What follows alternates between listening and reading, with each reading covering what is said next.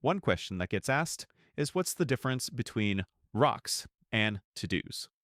Rocks are your 90-day goals that should be on track and done by the end of the quarter. To-dos are anything that would be more of a 7-day or a short term to do. Both need to get done, both have different timelines. To-dos can complement your rocks. Let's take, for example, our new email campaign released and our hire support manager rocks. They're both on track, which is great. We can also look at our to-do list and note that we have create a first draft of new email campaign and get approval from the team, as well as narrow down support manager candidates and send file invitations to candidates. Rocks can have multiple to-dos that will support them so that you can reach completion. They can also be totally unrelated to your rock.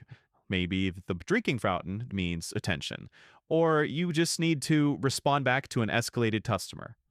Either way, your to-dos are going to be quick 7-day items that will be done before the next meeting, where your rock will be done by the end of the quarter. Kevin, you to refresh from these. Click on these orange light bulbs here, and you can see an explanation of rocks, as well as how to write them smart.